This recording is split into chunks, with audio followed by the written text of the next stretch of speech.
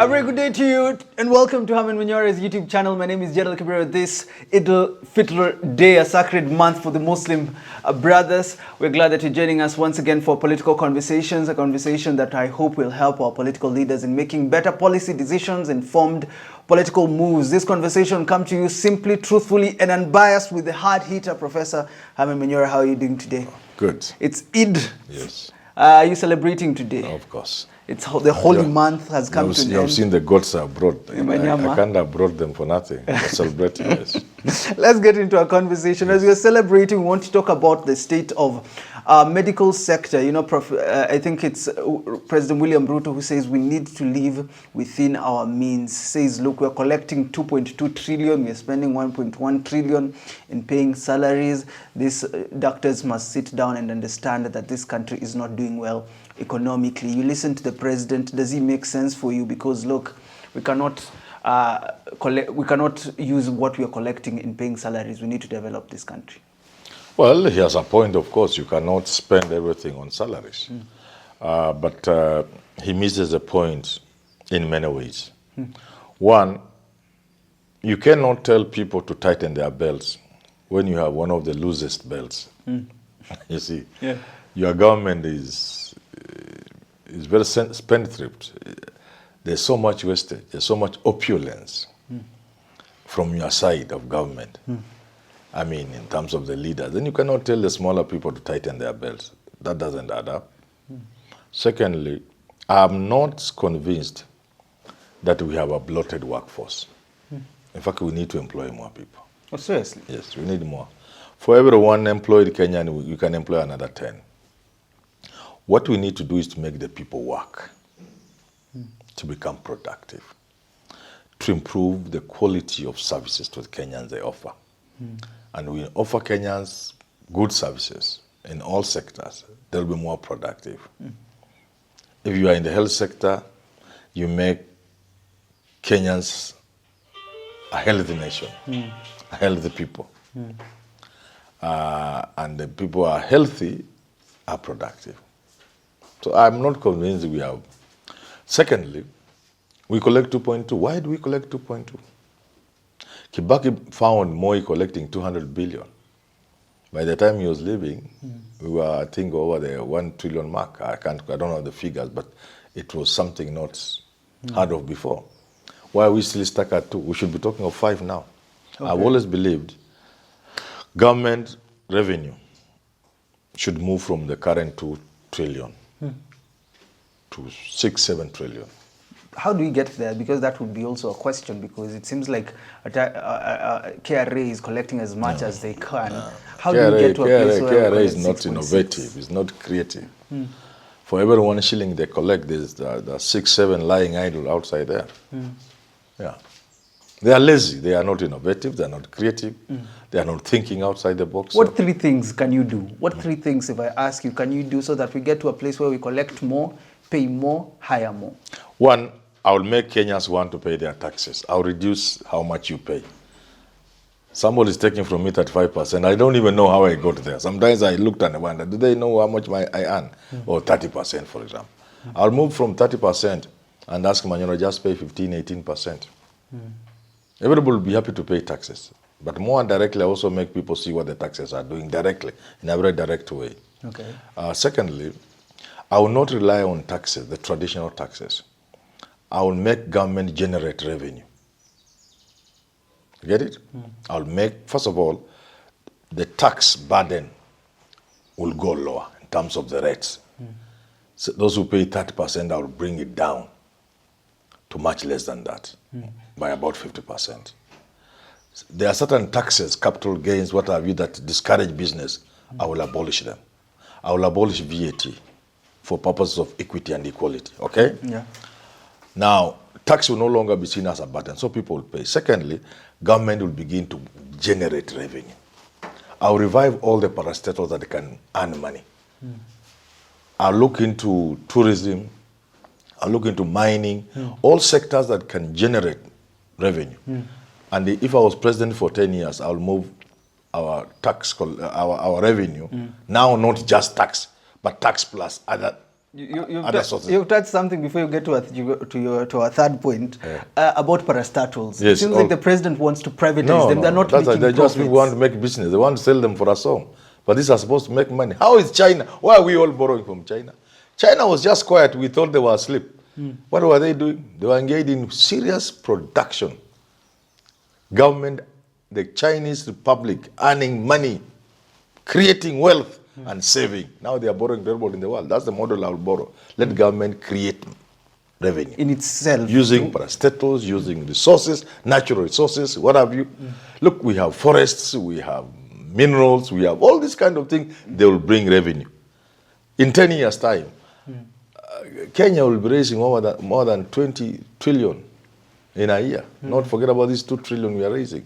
And the third, you said 3 things. Yes. Third, I'll make sure people don't steal government revenue. So it's not enough just to collect revenue. It's not enough to create revenue. You must seal the loophole. There will be no stealing of public resources, which now will be pumped back into the system. And the lowest paid Kenyan for now will be earning about 50 to 60,000 shillings. So we have Mutok Fagia Barabara Nairobi, 50, 60,000 shillings. A nation like that, people will have so much money to spend. The economy will be so vibrant. The net result is that government will collect a lot of taxes. Because if you put up a mall, immediately it is full. Occupation rate 100%. Business inside hakuna maselfini, biashara tu watu wananunua vitu. You know, and Kenyans have good salaries, so they are spending money. And businesses are booming and employing more people, and government is collecting taxes from those people. So this is a no-brainer. Before you tell me why we can't get to that heaven, this is Professor Mugendi from Kenyatta University, Teaching Referral and Research Hospital, says we do not know if the striking doctors will be back. They've decided to hire foreign doctors from Malawi, Ethiopia, and they're saying those that they have hired, they will remain even though the doctors come back. And they've already started issuing dismissal letters and suspension letters at Kenyatta University. She's called who? Olive Mugi. Olive Mugenda is a good person. When I pass KU, I see wonderful things. You know, I went to KU. Yeah. When I went there after many years, I couldn't recognize that was my university. So she's a good girl. But girl. Yeah. But I'm a bit on our wakati. She's living in the past. She just let her retire. Olive Mugenda should retire and go home and save whatever of her name is left. She's operating the wrong times. Threatening people will sack them. It has never worked. And it will never work. We have been threatened we shall be sacked. She's saying she has sacked already. Where are these letters of dismissal? Let's take her on. Let's say she has some little, maybe she's getting senile. You can never know. Age can work things on you. So let's ask Olive Mugenda, where will you get people to place the doctors? Let us assume you are very lucky you bring foreigners. Can they work in this country? Can you sack Kenyan children from Kenyan hospitals and bring those foreigners to work in Kenyan hospitals? You think Kenyans are that stupid? We are stupid, but not that level. They will not work. They will not work. How will they work? Ethiopians, Malawians, How? Tanzanians. No, you can bring 1 or 2. No, these are our brothers. Don't create xenophobic arrangements in the country. You will be, supposing you succeed, let's say you brought 2,000 doctors to replace our doctors. Will they work in this country? You are creating recipe for chaos, for xenophobia, for example. Yeah, there will be a reaction against foreigners. It won't be the first time it's happening in the world. It has happened all the time. So she's a good person. Olive Mugenda has done a lot. But she should now go home. I'm a bit on our wakati. She's the chairperson of the board. No, she should actually leave. I cannot have a person like that working in my government. She's operating the wrong times. This is what also... Sacking people is not a threat you want to give. This country does not belong to her. This country belongs to Kenyans. These hospitals belong to Kenyans. These doctors are Kenyans. You can see those are young people. These are our children. These children don't belong to Malawians or Tanzania. These are Kenyan children. Our best, I dare say. So Olive Mugenda cannot talk about that about our best children. No, they are our children, her grandchildren. We can't talk about our grandchildren like that. What do you do in her situation? She says cancer patients need doctors. Let her go doctors home. Let are her not go. First of all, let her go home. People like Olive Mugenda should go home. They have done their bit. Let them go home. Let other people who can handle situations of that nature be given the job. People like Nakumicha cannot function in today's world. They are young, but they are operating in the 1960s. Let her go home. Get somebody to run the ministry. Let them sit down with doctors. Doctors are not mad people. What they are asking is reasonable. We can afford it. In fact, we can afford 3 times what they are asking. 200,000 plus for an intern, you can afford that. But we are talking of an intern. First of all, I had this lady of SRC. Yes. I was watching TV yesterday. I had to switch it off. I could not listen any further. I just looked at her face. What is she saying now? At interns are the same if you pay others, but we are paying others 15, others 10, others 25. So why can't we then pay everybody like that? She's saying it's not bringing it down because you are starting. If you employed a P1, I looked at that. I just switched off my TV. These are the people we must send home. Is one of equity and fairness. Interns in government today, the highest paid is 25,000. And by the way, some even private sector, we've checked, they pay, 35 could be about the highest. So there is also a question of, the country cannot afford, but at the same time, the interns are earning something that is actually a salary instead of a stipend. Is it equitable for an intern to be paid a remuneration other than stipend when all other interns in the country earn a stipend? The reason why I'm saying not a reduction is a reduction, it means I have it and you have taken it. Yeah. Right? So, These are new interns that are being posted. Those that were earning a different amount before will continue earning that. So that is not being reduced. If she has grandchildren, that job is too much for her. Lynn Mengich, why do you dismiss her argument? You see, I switched off the TV because she's saying they are not reducing. They used to earn 2 or 6 or something. Now they are coming to, is it 70? 70, yes. But it's not reduction because these are new entrants. But MPs beat them on that game. Why were they beaten? If you hire a P1 teacher, let's say P1 teachers are getting 30,000. Let's just say, assume. Then you hire a new set of P1 teachers. Is she telling us you can now pay them 5,000 because they are a new set? You see, when you can't reason on a national TV, occupying such a national position, you must just go home because you are a good person. But that job is too much for you. I switched off the TV and said, let her go home. She's a good girl, but let her go home. I believe you've She can't work the job. in the health sector, and you know what happens in the health sector. What do you do in a situation of Professor Olive Mugendi or Johnson Sakaja, who also threatened to sack county doctors because they are also on protesting? What do you do in their situation then? Because you need, patients are coming. Olive Mugendi is talking about cancer patients. They need chemotherapy sessions. What do you do if you don't Does she know? She doesn't know. She doesn't know they need chemotherapy. If she was there, she would not bear. She would be out of the country.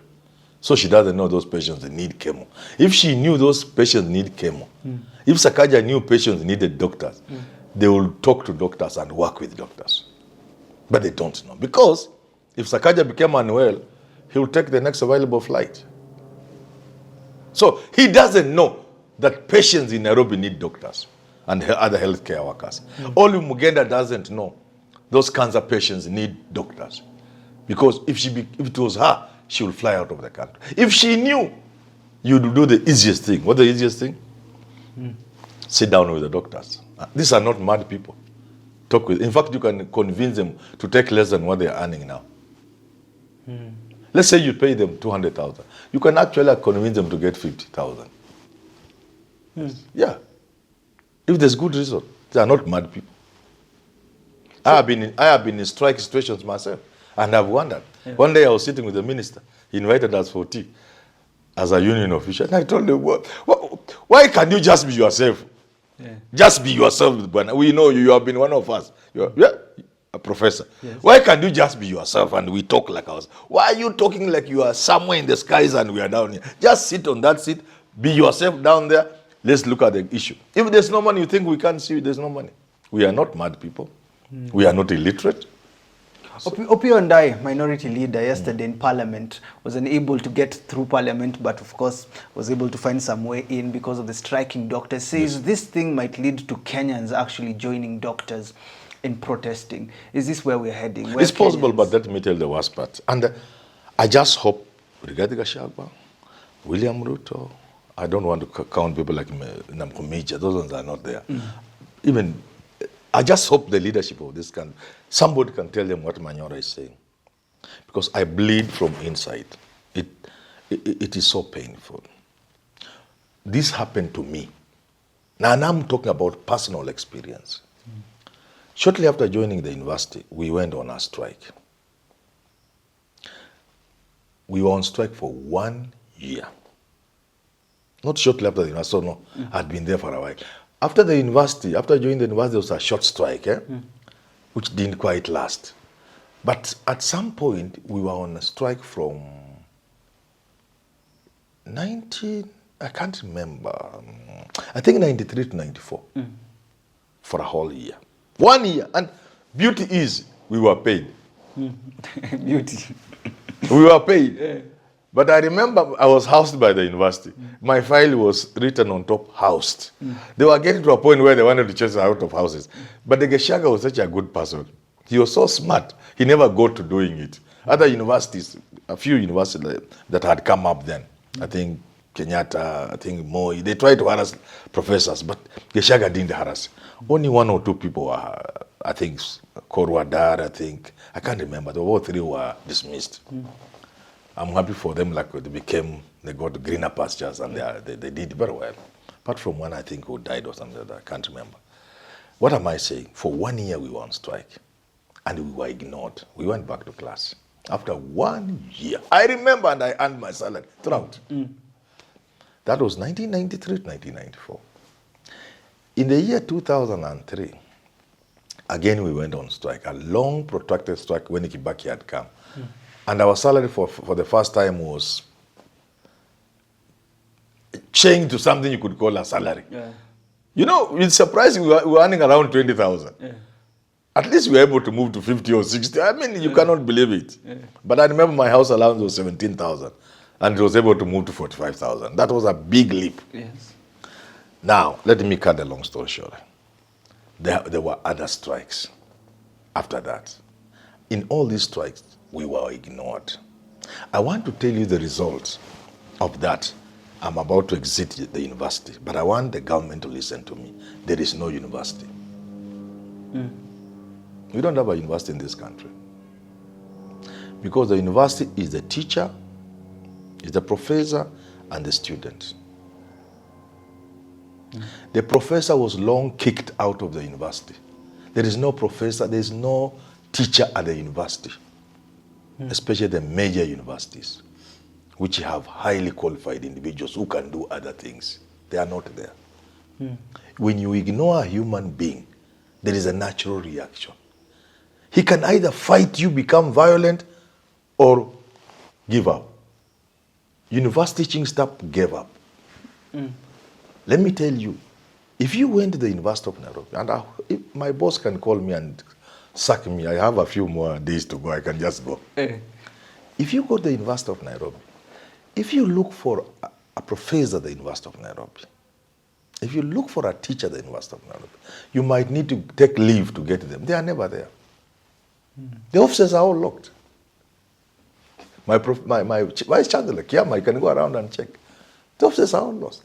I gave some example. I said, let us say some philanthropist came and said, I want to revive the universities. I want to give each teacher from the University of Nairobi 50 million cash in dollars to go and do research. And unaccountable for. Say 10 million shillings for each. But you must come there physically. 24 hours. And I give you 12 hours. More than half of the people will not be there. Physical. To go and collect 10 million. What does that show you? They are not there physically. I'm talking of physically, they are not there. Not even mentally, they are not. I work from education building. You can knock all doors, there are nobody. There is nobody there at the university. My vice chancellor had better sack me today if he is told. They are not there. Now that's one. Even physical is better. But psychologically, people left the university. That's what they have done to the universities. I cried when they did that to primary school teachers. And I said, look, a secondary school, basic education. A teacher works well beyond the call of duty.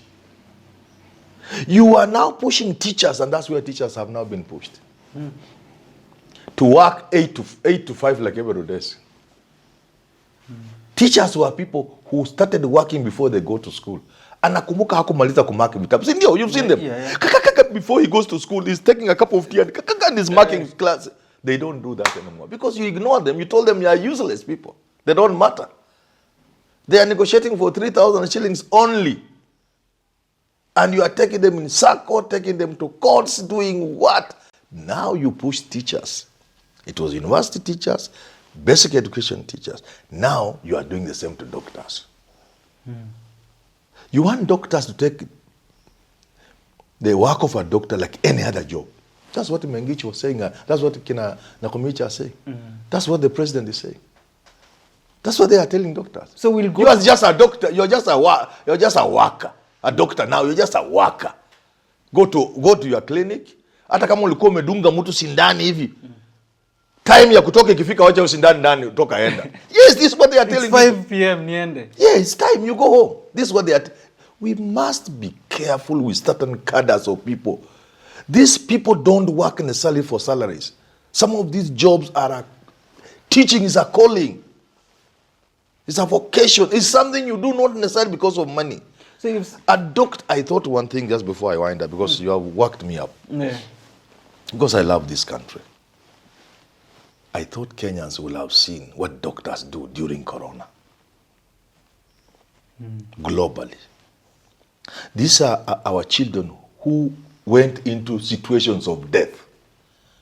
When a doctor left their home, when a nurse left their home during Corona, they left knowing they were going to die. Oh God, and they left and they went there. I thought you would have learned something. A mother came home. They had to call the maid, the house girl or somebody in the house, take care of that child that's in Rukie. Because the child was going to jump to that nurse. She had to be prevented. The mother had to go. They have already changed it in the hospital and washed, cleaned. Had again to go to the house, change, do the best you can, take another shower, do everything. But tomorrow they were ready to go back to the same death situation.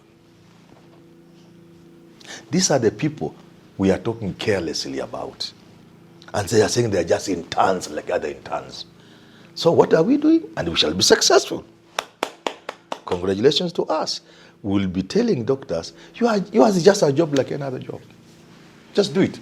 Go there, put on your stethoscope hapa kwa shingo, wear dust coats. They may say they will resist because there's something, but they are human beings. I listened to the last time Olunga was the Secretary General, and they had about 30-something issues. Top on the list was not their salary.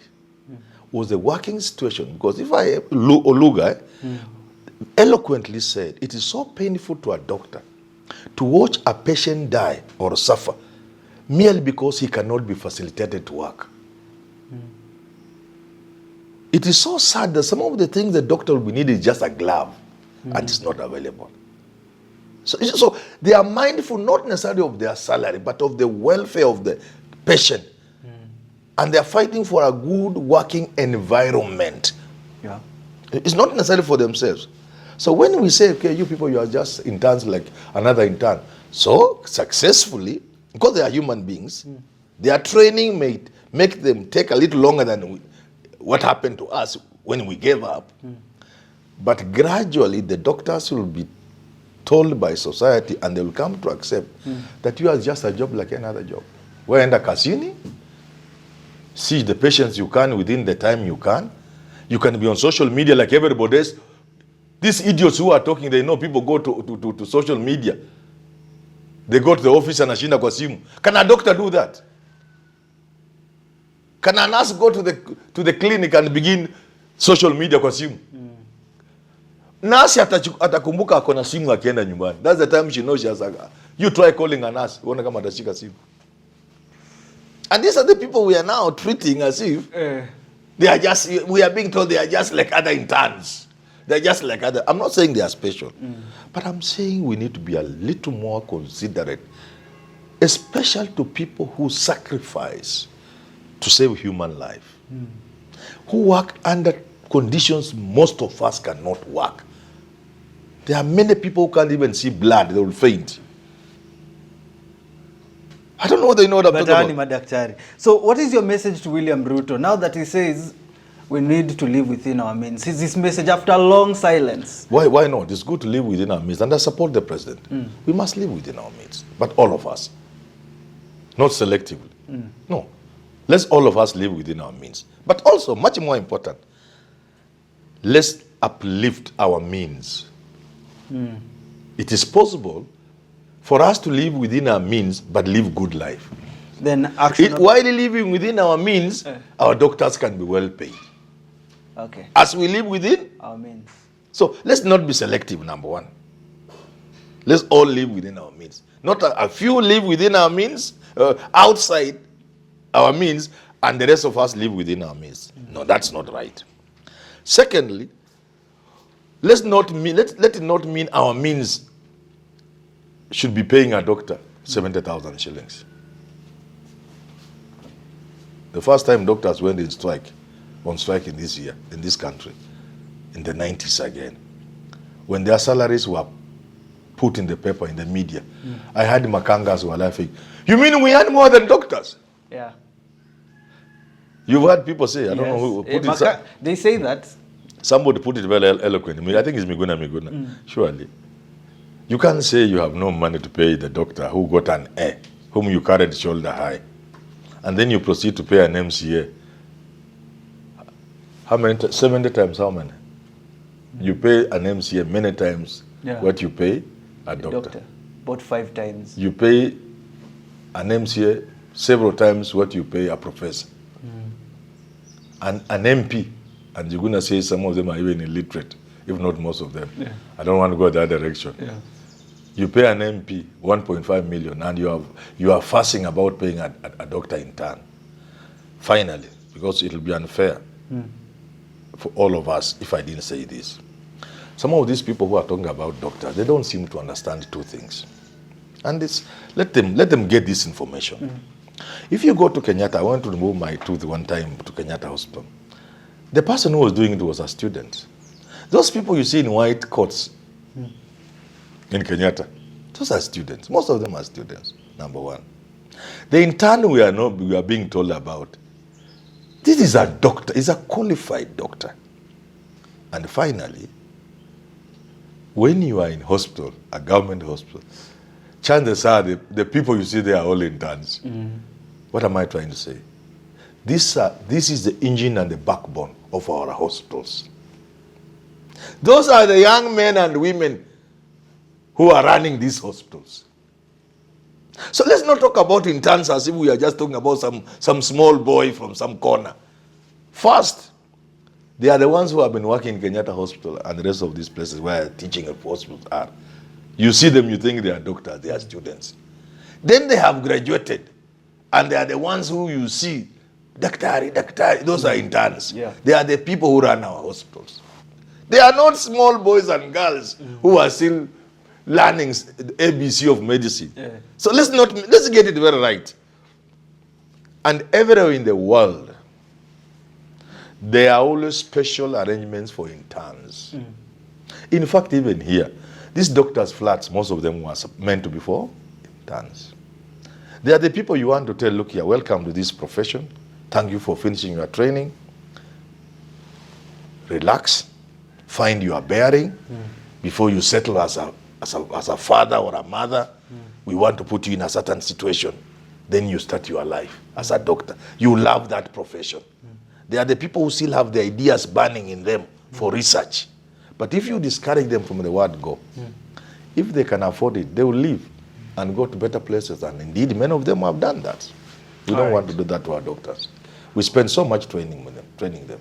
All right, thank you for tuning in to that conversation. I think it's the most comprehensive conversation about our health sector that we've had in this country. Thank you for tuning in. Happy Eid al-Fitr to all our Muslim brothers.